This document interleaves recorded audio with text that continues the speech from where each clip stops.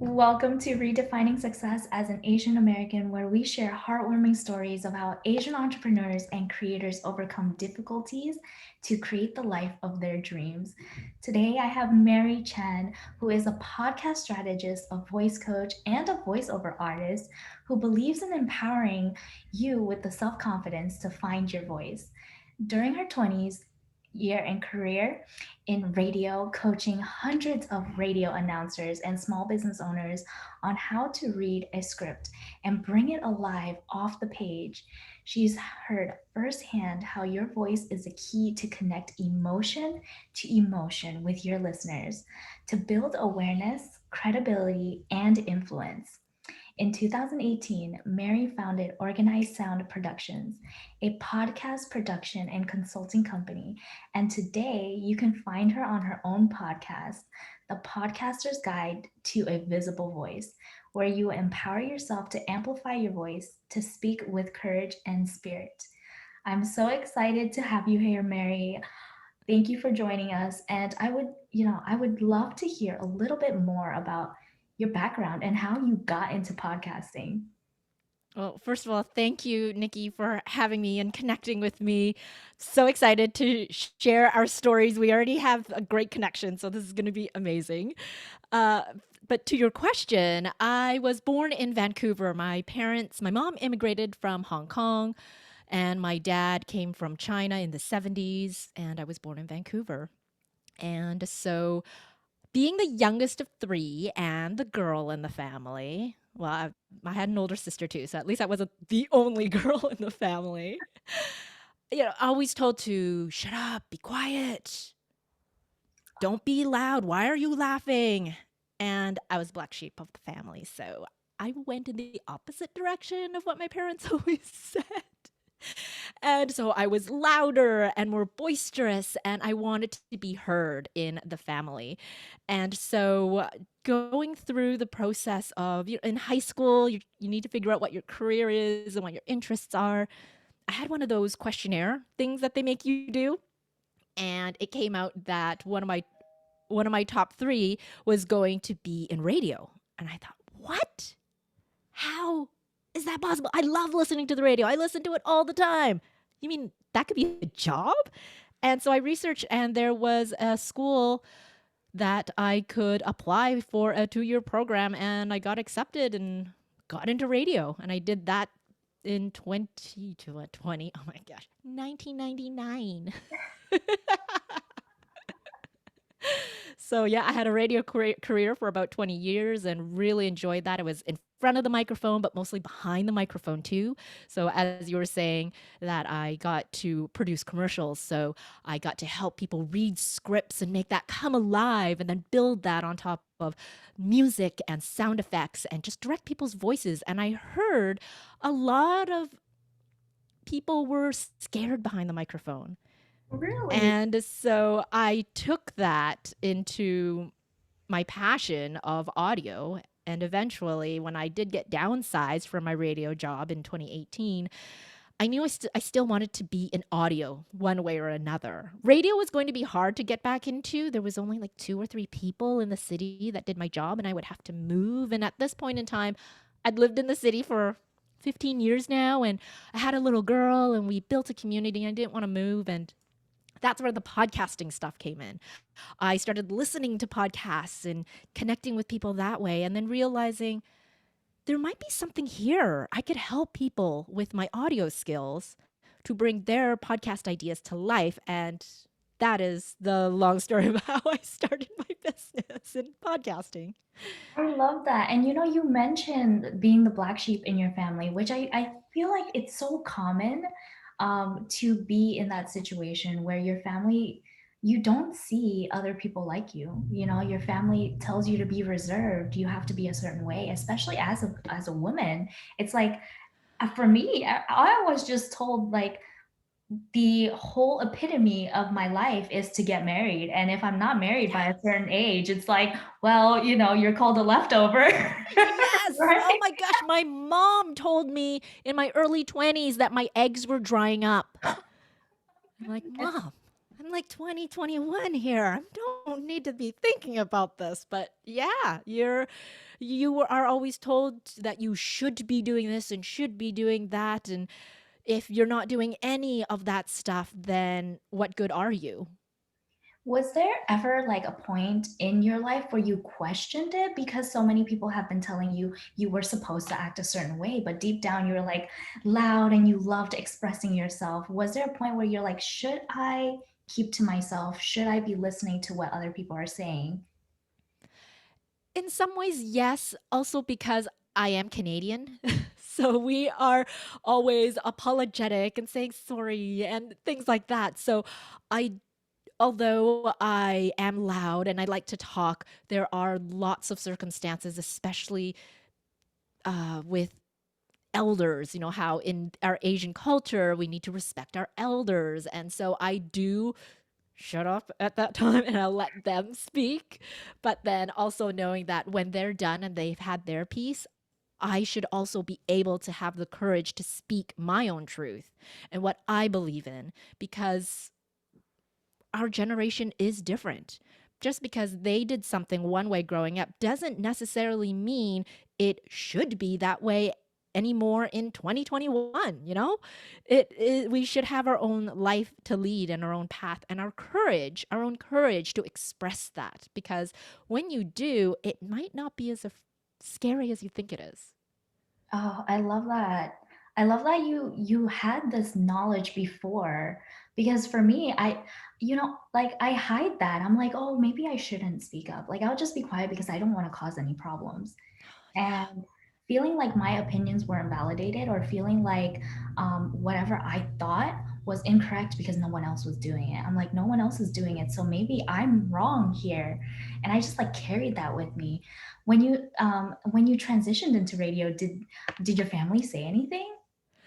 That was really tough because, again, they thought we all three kids would get into the medical field. We'd be a doctor or a nurse or maybe an accountant in finances. And all three of us are not at all. And so I was afraid. I did not want to tell them what was going on, and I didn't for the longest time. Right after high school, I took part time classes just to make sure that this was a path that I wanted to take. There were part time radio classes, and they knew the name of the school so that it was recognizable. It wasn't a university, it wasn't university standards, but it's called BCIT, which is the British Columbia Institute of Technology. And that has a high caliber itself. So they just thought, oh, I'm going to a good school. That's good enough. And then when I applied and I got into the full time program the following year, I I thought I thought I might have been disowned. Like it was that scary to me that I thought my dad was going to disown me because I was going to radio school. And leading up to this too, I knew that because my parents were, my mom was working 3 jobs, my dad was constantly doing his full-time thing and not having time for us, that I knew I needed to make my own money. And if I wanted to do any of my own, have my own dreams and take that action, that I needed my own finances. So I started working when I was 14 or 15 just to start saving up money. And that led to, I knew I had to save for my own education because my parents were working day to day just to pay the bills. Mm. And so when I got into radio school and finally told them, part of that courage was knowing that I could pay for it myself and they kind of had no say over that. And so when I finally told them, like I applied for grants and scholarships, and I got these scholarships. Look, mom, look, dad, yay, I'm smart. But it's for radio school, and that's when they looked at me and they're like, "What? What do you mean? What kind of job is that?" And hindsight, looking at it now, they were just worried about my financial health and how I would be able to have a prosperous life in their eyes with this career that I was choosing. And so we never talked about, how much money I would make and things like that. But I explained what the job would kind of be like and I said, "You know how you listen to the radio, there's a person talking. That would be me." I thought at least. And then my dad thought, "Oh, you mean like on television, the news anchors?" I'm like, "Yeah, yeah, well, yeah, kind of, but on the radio." And, this is all in Cantonese, of course, because they don't speak English. And I dropped out of Cantonese school when I was in grade 3. So there's like the lack of words for proper communication. And I couldn't remember the word for radio. That was my bad. But I was like, kind of like TV anchors. And dad's like, "Oh, well, when I watch the TV news, those women always have new outfits. You must get paid really well because you get a new outfit every day to buy a lot of clothes." Okay. And that was it. I was so afraid. And that's all it was. And I did not say no. Like, yeah, I wouldn't make a lot of money or whatever it may be. I was just like, okay, I'm just going to shut up now because this is good and let it be. That's different as it gets. It's like, yeah, dad, yes, exactly. Yeah. Oh my goodness, I love that. So, from your perspective now that you've had this experience with your family and even your siblings too, you said they're not in the traditional career field. What do they do? My brother started out as a car mechanic, and now he fixes and maintains the light rail train system in Vancouver. So he needs a high degree of education to do that. And my parents, wanted him to do more, again, medical field stuff. But again, hindsight, they now see what valuable skills he has.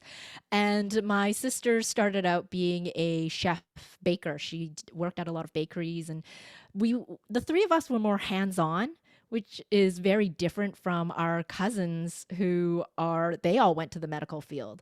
But I never really had a chance to chat with them about, was that something you chose, or was it because you felt like that was something you needed to do? And I think for the three of us siblings at least, we wanted to follow our heart a bit more and not these preconceived notions of what we should and shouldn't do. And at the same time, we didn't like that type of classes. Like the math. Yeah, I could do it. It's fine. If I put my mind to it, it's fine. But I don't see how being an accountant is very fulfilling. It's a great job. We need it. I have an accountant, yes. But for me personally, my siblings and I are like, no, what else can we do with our hands and be creative and problem solve that sort of way? And so that was the route we took. And our parents were okay with it in the end because they realize we were happy, we were prosperous, not just financially, but prosperous overall. We all have families now, we all have little kids running around, so they're grandparents and they're happy. I love that. And in that, now that you've shared that, I think back to my own story and how there was so much fear about going against the traditions, but Yeah. realizing that at the end, what your parents know and what they can, and their perceptions of success is completely different than our own perceptions of what success is. And at the end of the day, every parent just wants the same thing for their kids, which is they want their kids to be happy and they definitely want their kids to live a life that is not, that they don't have to struggle through. And I realized that for myself because my parents, they're like, don't do entrepreneurship because they worked 7 days a week. They worked for 20 years nonstop, 12 hours a day, 7 days a week. And it was just like, now I'm like, well, I would rather do work hard now and then have a life of freedom later. And Yeah, that's what felt fulfilling for me. exactly. Yeah. So, in terms of like what you've experienced, can you share a little bit more about the conceptions of 20, well, like 2021 is obviously a different time for us, right? And what those old conceptions were versus conceptions of what success looks like for you. Ooh, that's a big question. Do you mean in comparison to how I was growing up and what notions were put upon me then versus today? Yes. Yeah. Well, so many things. So many things where a lot of it wasn't just, again, finances and career, but also family life, like we were talking about in the beginning. My eggs were drying up, even though I've been with my partner. He's been with me since, oh, 99 too, I think, 2000, something like that. Um, But, he's Caucasian. And so maybe they were holding out hope that I would find a nice Chinese boy. I don't know. There's that too. And then when we were together for years, and I was still like, no, I don't know if I want children.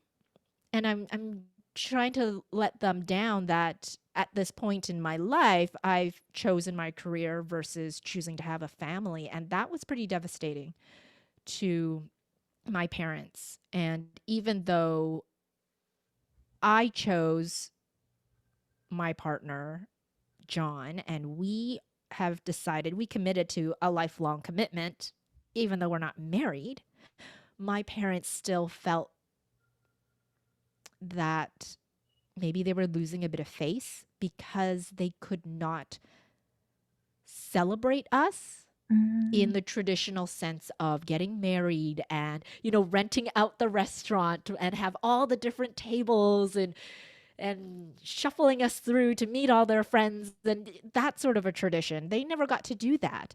And so they had a hard time with it. They kept calling him my, I guess you would translate it into boyfriend, but but I think in the beginning it would be called like a boy, a friend who is a boy. And oh, then I would be like, no, no, no, no, he's my boyfriend. And then they're like, no, no, no, he's just your friend. That's a boy. And eventually they just stopped calling him that, but they couldn't call him anything else because he wasn't my husband. And it was a very interesting way to navigate life because they also couldn't relay to their family and their friends that they're everybody asks, "Oh, when are you getting married?" Or when's your daughter going to be married? Or when is your daughter going to have kids? And those questions. And they couldn't say that John and I are married because we're not. But we are. And I don't think there was enough language to explain common law husband to my parents. And so I was very afraid to introduce them to these concepts. But because it was just part of my life and I explained it to them the best way I could with our language barrier, they were very accepting and surprisingly so accepting of it.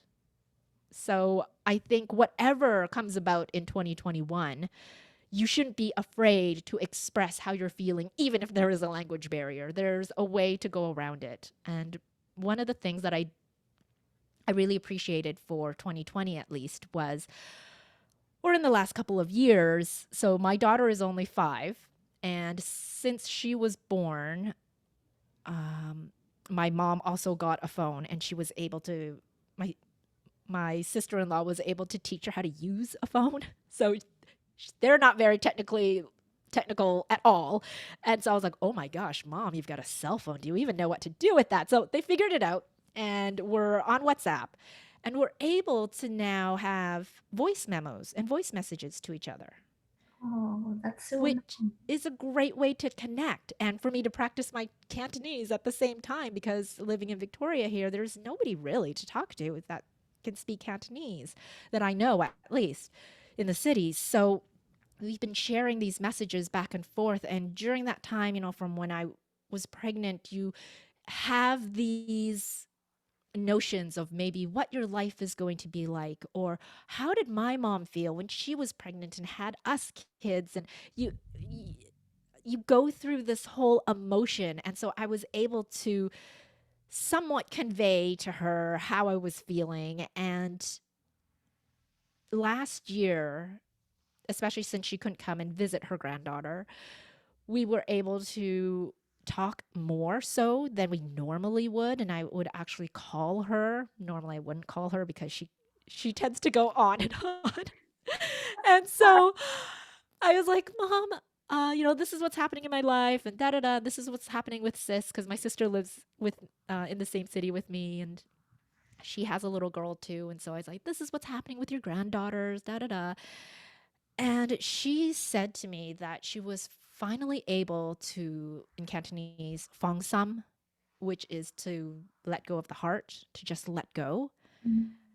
And I was really surprised that she was able to tell that to me, that it was one of her not deepest darkest fears, but like one of her worries, her lifelong worries, was that her daughters were not going to be married or have kids and all that stuff. But she says it doesn't matter.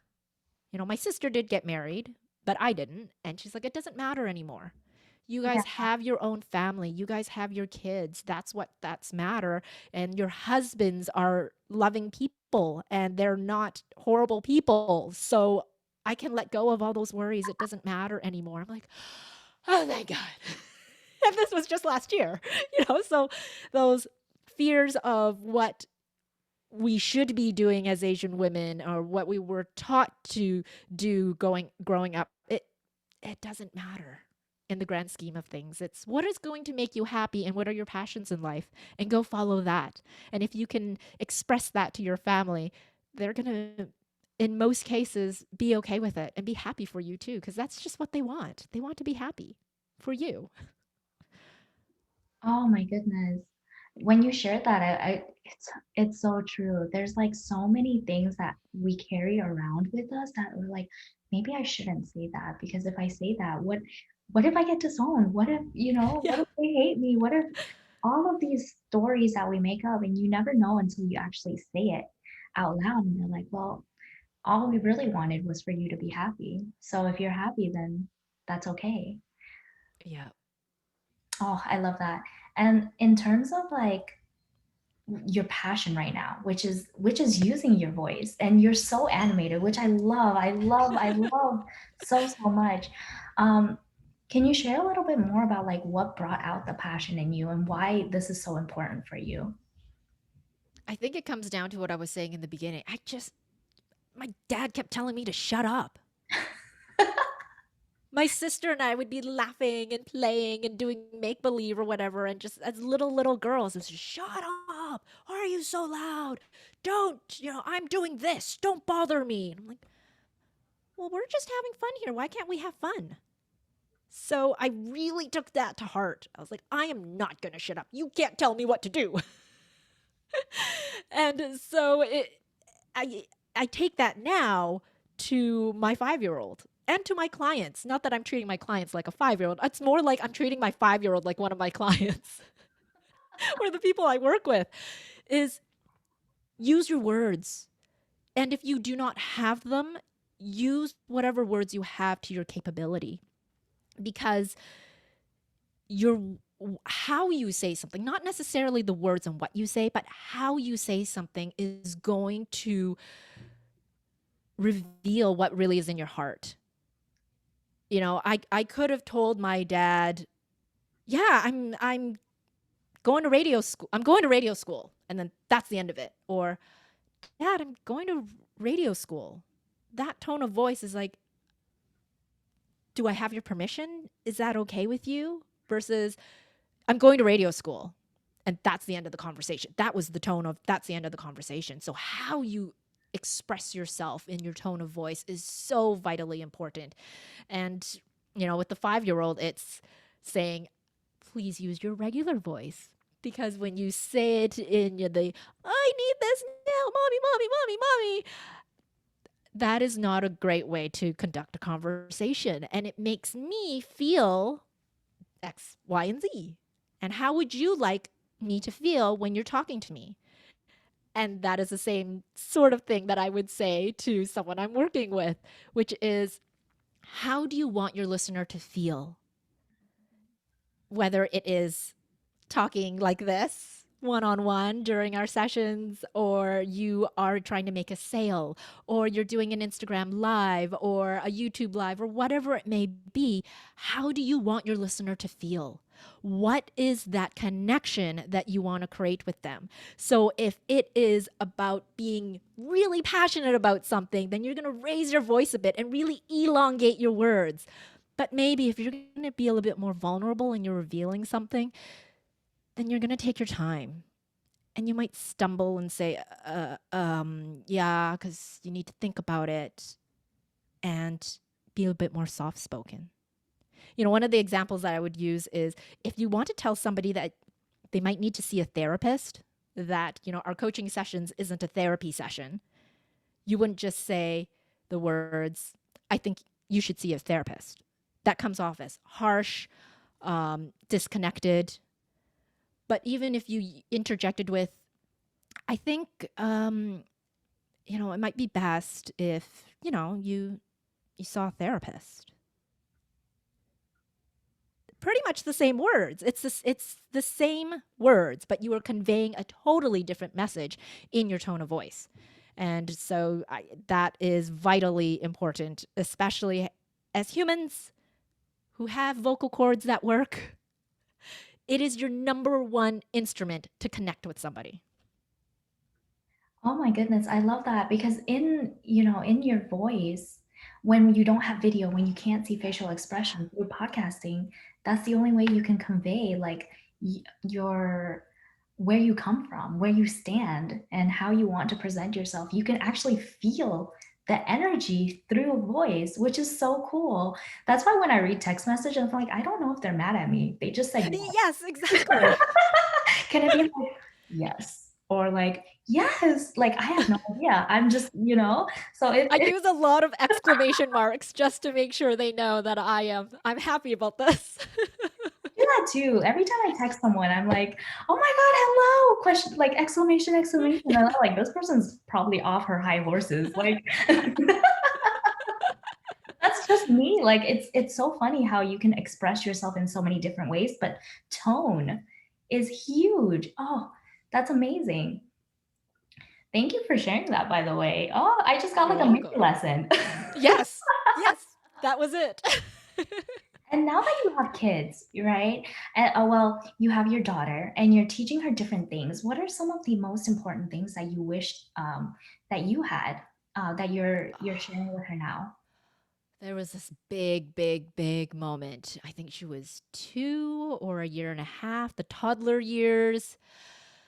A lot of screaming, a lot of shouting. And incidentally, I was editing one of my podcasts for a client, and she was interviewing a intuitive parent expert, is how I remember her right now. And she was talking about how you just need to be present, and whatever emotions that the child is expressing, you need to be there to help them express those emotions, whether they are really young and can't verbalize it yet, so something physical, or if they can verbalize a little bit, to get them to use some of their words or to start using words, not to label, but to give them the vocabulary that they need. And so I remember she was just, I don't even know what she was screaming about, but she was screaming. And we were in her room, and she was out of the crib, so she had her own big girl bed, and she had some pillows, and she has a lot of stuffies, and she was getting very, very mad, and I think she wanted to punch me at one point. And I just came down to her level and I said, Kira, no, punching is not a way to communicate. That hurts my feelings too, and you got to say this in a nice, calm voice, that this is just a conversation, that I'm not mad at you, but we are having a conversation. And that if you need to express yourself because you don't have the words or you don't know what is going on because these are all new emotions for you, how about throwing a pillow against your bed? Or how about screaming into a pillow? Or how about just hugging one of your stuffies, one of your best friends, and try and squeeze it out? And I will be here. And during this whole time, she's still screaming. She's just like, "Ah!" And I'm like, and I will be here for you to make sure that you are safe. And I'm just like smiling. Again, tone of voice. I'm here for you. You are safe. You are in your room. This is a safe space, was what I was trying to convey. And so she just grabbed those pillows and threw them at me first. And I was like, no, Kira, if you want to express your anger, please do not hurt me or anybody else. You need to throw it at on the bed. And so she threw it on the bed, threw it on the bed. I was like, whoa, you look like you're angry. How does that feel? And then she looked at me and she's like, uh-huh, good. I'm like, great. Do you need to do it again? And she's like, I'm like, uh-huh. Are you better now? She's like, yeah. And then she came to me and she started crying and hugging me instead of screaming. And I thought, oh, this worked. Imagine if I had that when I was a little girl. You know, like I was saying, my dad just kept telling us to shut up. Whenever we cried, shut up. Whenever we laughed, shut up.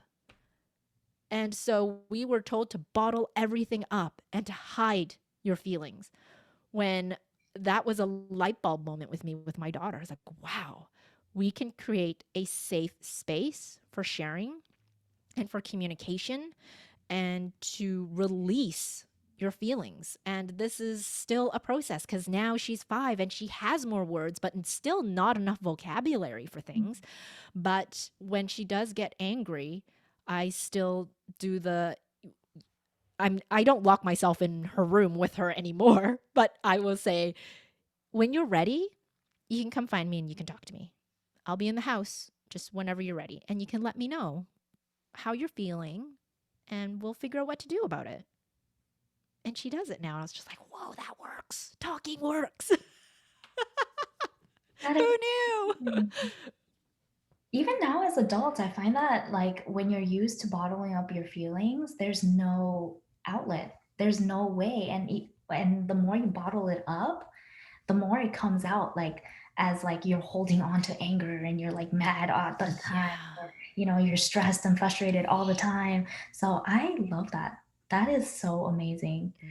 And when I was bottling up my anger too, then you start getting into the cycle of, well, maybe they thought this and maybe they did this so that they're acting this way now. And you're preconceiving this whole scenario that probably didn't happen, but you're just assuming what the other person is going through and creating these stories in your own head. And then the next time you see them, you're still mad at them because you're like, oh, yeah, they were mad at me for this. And you're like, no. If you just talked about it, maybe you'll realize, hey, the other person had a bad day, or there's this other piece that's going on in their life that you had no idea about. So that affected the communication. And it's just all about effective communication, sharing, and being able to listen also at the same time. Oh, yes. I call that they call this non-violent communication. Even though Mm. there's no violence associated with it, you sit down and instead of blaming the other person, you say, I feel, I feel that Yeah.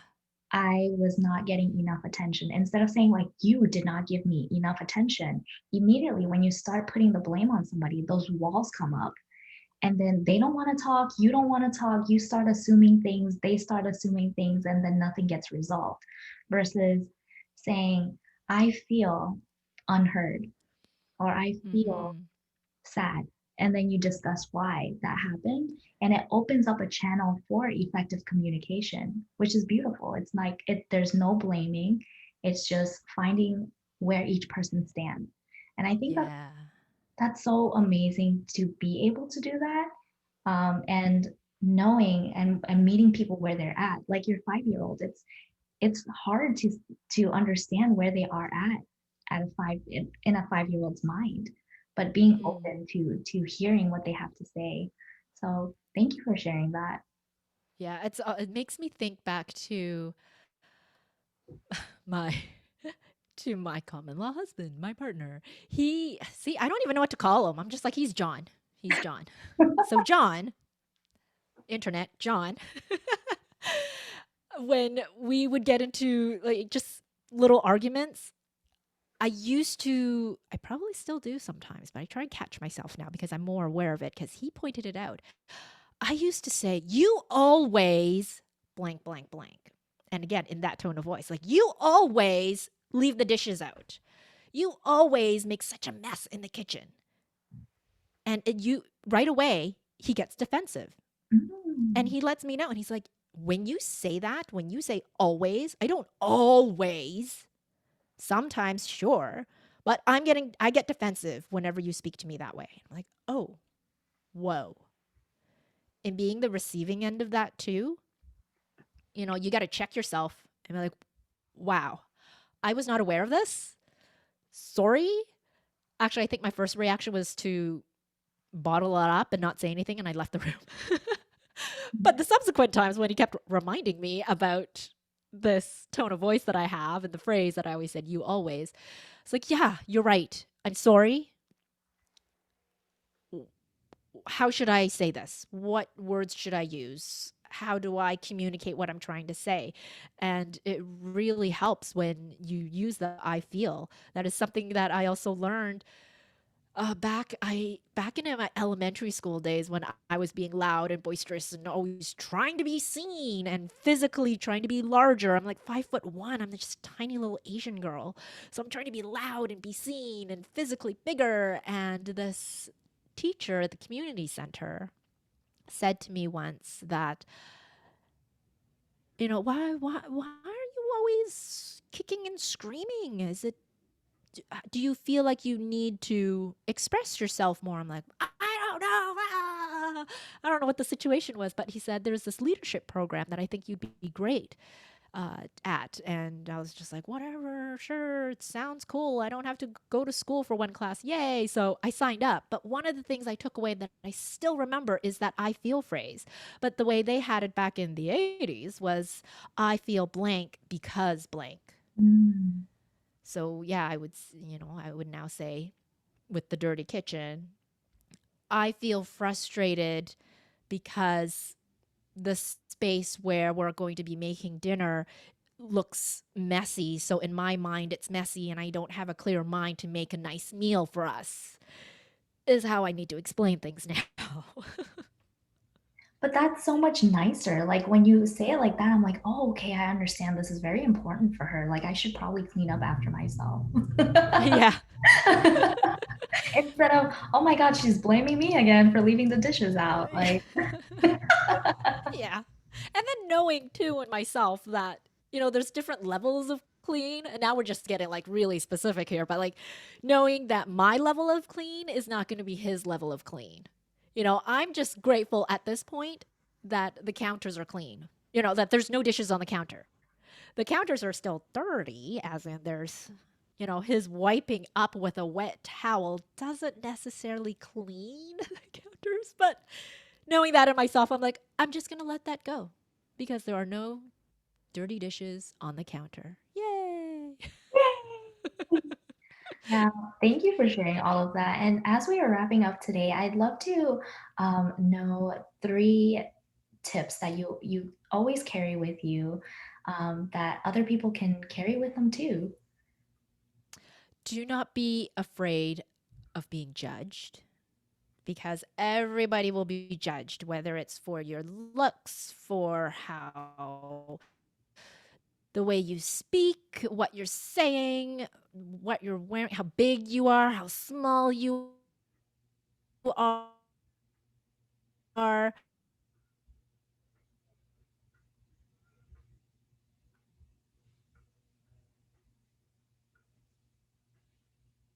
Small you are, it doesn't matter how you are going to be judged because the person who's doing the judging is the one that has all the demons and it's actually their issue. So don't be afraid of being judged. 2, and because of that, you should be able to speak and express yourself however you like, whether that is with your passions or what you're doing with your work. Verbalize it because your voice is your number one instrument to express who you are. So the last thing then I would say is speak up, even if it's just quietly at first because you're not quite sure. But the more practice you do and the more courage you get from it, you will be able to fully express how you're feeling. Even if you stumble, even if you lose train of thought, lose your words, it's okay. Speak up because you have a voice, so you should use it. Amazing. That was 2. And then number 3? Number three. Number three is a part of communication is listening too. It's not just about speaking. Like I can talk on and on and on and on, but it's not a communication until you actually listen. So in some ways, I do take my dad's words of shutting up, at least for myself, a little bit to heart because communication is a two-way street. It's not always about speaking, it is about learning from the other person at the same time. I love that. Thank you so much, Mary, for being here and sharing all of that with us. It has been an absolute pleasure to have you. Thank you so much. This was so much fun. We can go on and on about so many different subjects. And for everyone watching, please subscribe or leave a like and let us know how we did. I will link all of Mary's socials and information down below if you want to connect with her. And we will see you guys on the next episode.